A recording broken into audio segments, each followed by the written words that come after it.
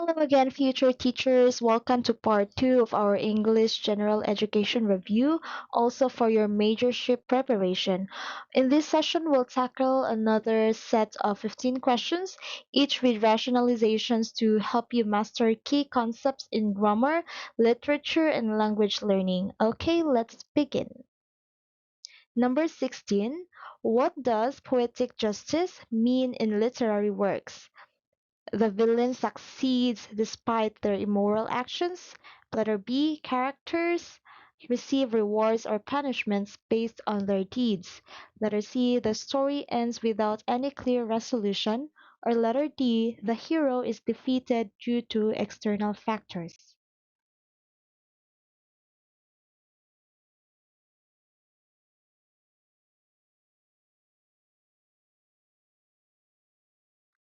Okay, the best answer is letter B. Letter B. Poetic justice. It ensures that good is rewarded and evil is punished, reinforcing moral lessons. That's the best answer. All right, let's discuss why letter A is wrong. Um, letter A, it this contradicts the idea of poetic justice, of course, because the villain succeeds despite their immoral actions. That's incorrect. Letter C, it's all about unresolved endings, and it lacks the moral clarity of the poetic justice. And letter D, the hero's defeat doesn't necessarily align with poetic justice. All right, letter B is the best answer. Number 17. What is the purpose of using a rhetorical question in a speech? Letter A, to emphasize a point and engage the audience. Letter B, to receive answers from the audience.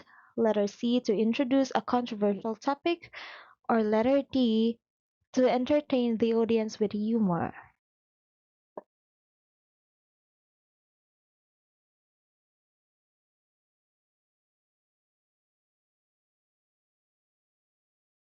Alright, the best answer is letter A.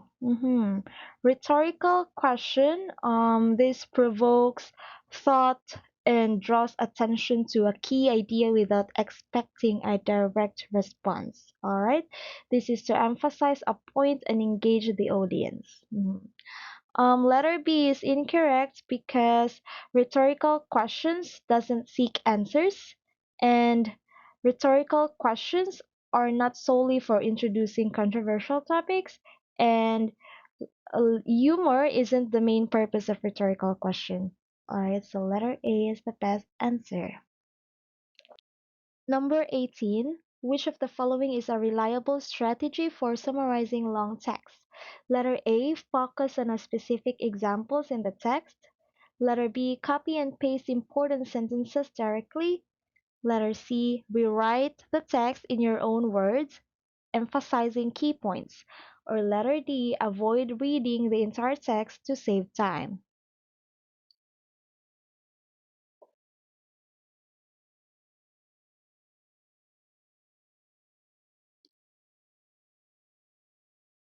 Alright, the best answer is letter C. This is the best answer because summarizing involves condensing information while preserving its meaning, often using your own words. Rewriting using your own words and just emphasize key points. That's summarizing, okay? And letter A is incorrect because specific examples alone mhm, don't capture the overall text. And this one, letter B, copying isn't summarizing, it's duplication. It's different. And letter D is incorrect because skipping parts of the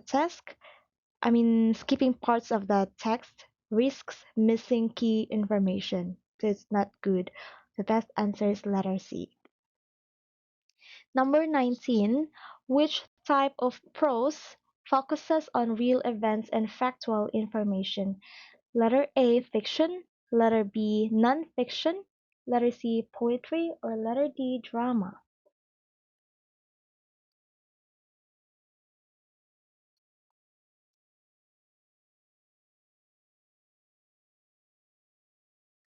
All right, the best answer is letter B. We are talking about real events and factual information. So this is non-fiction, non-fictional stories. Okay, non-fiction covers factual accounts such as biographies, essays, or news articles. Mhm. This is incorrect. This one because fiction is based on imagination, not facts. And poetry is a different literary form that may or may not be factual. And drama, it is a performance-based genre that often blends fact and fiction. So letter P is the best answer. Number 20, who wrote the famous epic poem, The Odyssey? Letter A, Homer, letter B, Sophocles, letter C, Virgil, or letter D, Dante?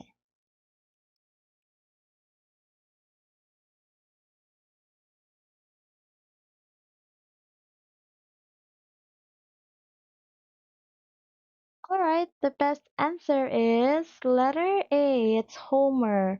Mm-hmm. Homer, an ancient Greek poet, he authored the epic poem Odyssey. Mhm. Sophocles uh, wrote tragedies like Oedipus Rex. Virgil is known for the Aeneid, and Dante wrote the Divine Comedy. Number 21, what is the central theme of Florenti et Laura? Letter A, love and patriotism. Letter B, betrayal and revenge. Letter C, adventure and exploration. Or letter D, humor and satire.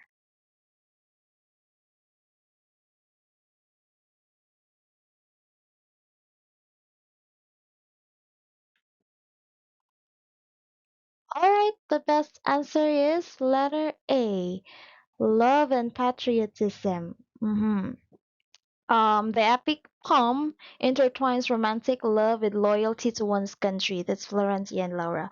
Letter B, betrayal. While there is betrayal in the poem, it's not the central theme. And letter C is incorrect because adventure is secondary to the themes of love and patriotism, and humor and satire, it's not related to the work. So letter A is the best answer. Number 22. What is the purpose of a Venn diagram? Letter A, to outline sequential steps in a process. Letter B, to compare and contrast two or more ideas. Letter C, to highlight causes and effects. Or letter D, to summarize data in list form.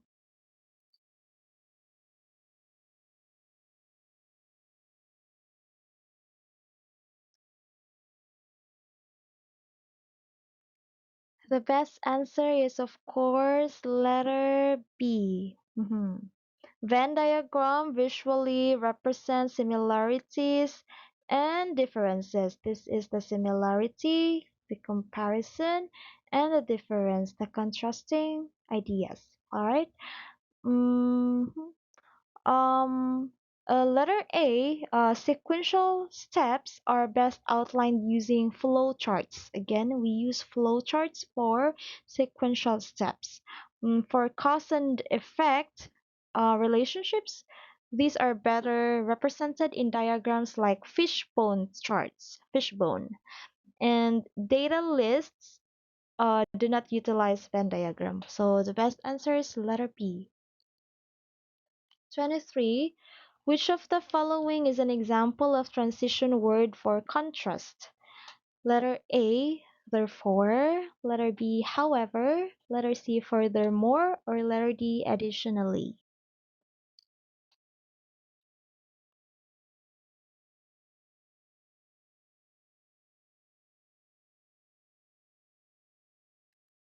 The best answer is letter B, however. However signals contrast between ideas. Letter A, therefore, it indicates cause and effect. Again, therefore indicates cause and effects. However, signals contrast between ideas. Furthermore, adds to a previous point, and additionally shows addition, not contrast. Okay, so letter B is the best answer. Number 24. Which reading strategy involves asking questions about the text before, during, and after reading? Letter A, scanning. Letter B, passive reading. Letter C, skimming. Or letter D, active reading.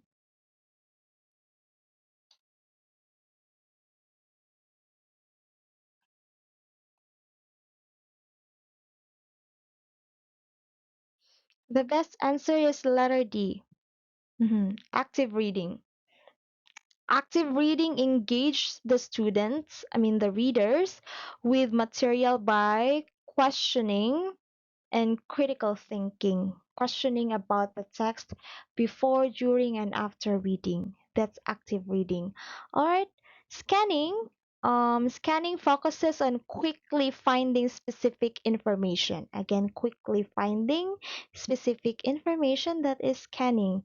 Skimming, it is a fast reading technique to get the gist of the text. Just to get the main idea of the text. And for passive reading, it lacks interaction and questioning, so it's not the correct answer. The best answer is letter D. Number 25. Which is the which is the most effective way to establish credibility as a speaker? Letter A, using complex vocabulary to impress the audience. Letter B, providing evidence and citing reliable sources. Letter C, speaking loudly to command attention. Or letter D, avoiding questions from the audience.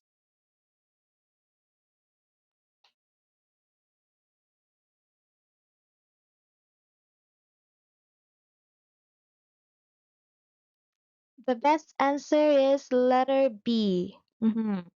Credibility is built by demonstrating knowledge and supporting claims with evidence. Okay, that's credibility. Letter A is incorrect because complex vocabulary may confuse rather than impress. Yeah, and speaking loudly doesn't guarantee credibility, and um, this one is incorrect because engaging with audience questions enhances credibility. You should not avoid them. That's why letter B is the best answer.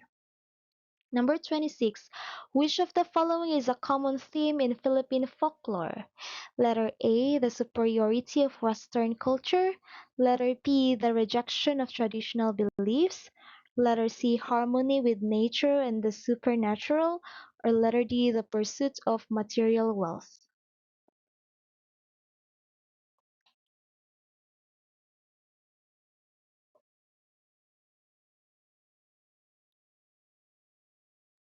Alright, the best answer is letter C.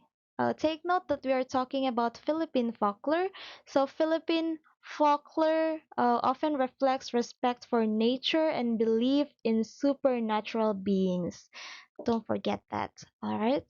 Letter A is incorrect because Philippine folklore highlights indigenous values, not Western superiority or culture. Letter B is incorrect because it often preserves rather than rejects traditional beliefs. And this one is incorrect too because material wealth is rarely a central theme in folklore. So letter C is the best answer. Number 27. What is the primary conflict in Shakespeare's Romeo and Juliet? Letter A. Conflict between love and family loyalty. Letter B. A struggle to gain political power. Letter C. A clash between science and religion. Or letter D. A conflict between personal ambitions.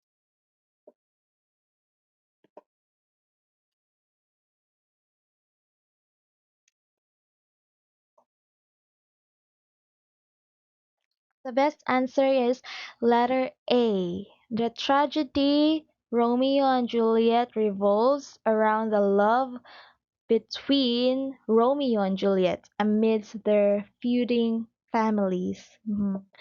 Yeah, there's a conflict between love and family loyalty. Mm. All right. Letter B. The play doesn't involve political power struggle, so it's not correct. Letter C. Science and religion are not central themes, and letter D. Personal ambitions are secondary to the main conflict. So letter A is the best answer. Number 28. What is the primary role of the Babaylan in pre-colonial Philippine society? Letter A, warrior. Letter B, healer and spiritual leader. Letter C, political leader. Or letter D, trader.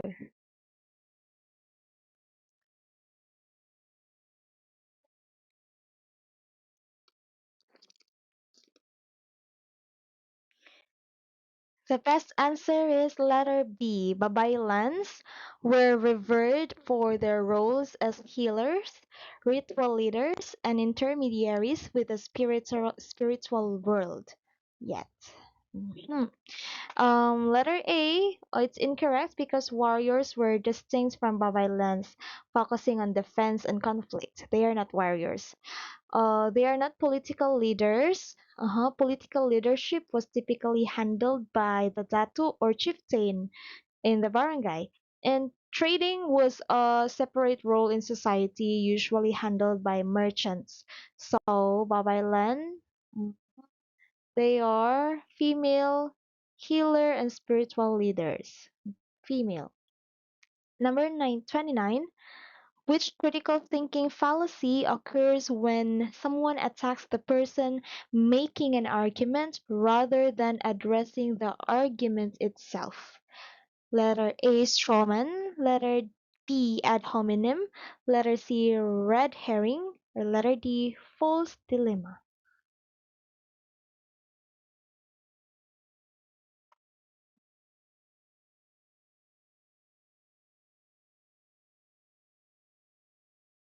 The best answer is letter B, ad hominem. Homonym, yep. Ad hominem attacks the speaker's character or motive, or attacks the character, I mean someone, attacks the person rather than attacking the argument itself, or instead of engaging with the argument. So that's ad hominem. Strawman. Strawman misrepresents an argument to make it easier to attack. Again, it misrepresents an argument.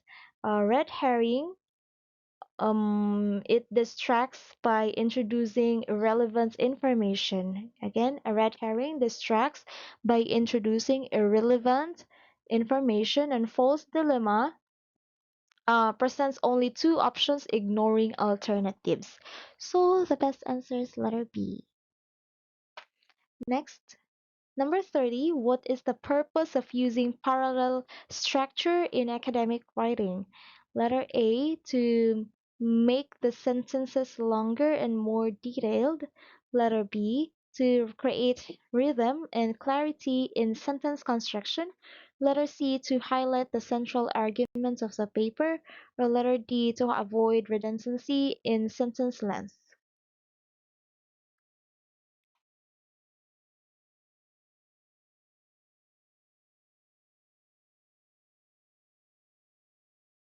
The best answer is letter B. Again, we are talking about parallel structure.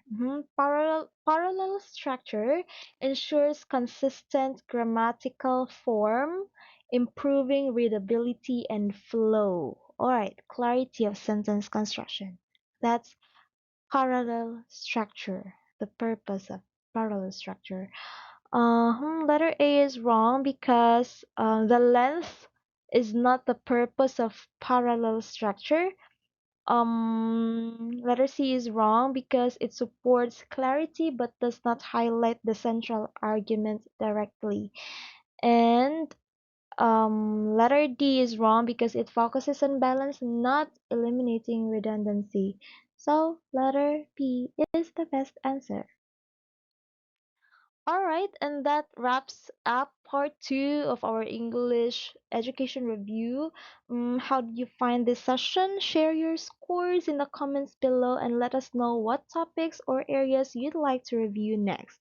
Don't forget to like, comment, and subscribe to the channel for more content. Hit the notification bell so you won't miss part 3 and other helpful videos. Okay, this is Teacher Art reminding you to study hard because by failing to prepare, you are preparing to fail. Keep striving, future top notchers, and I'll see you in the next session. Bye!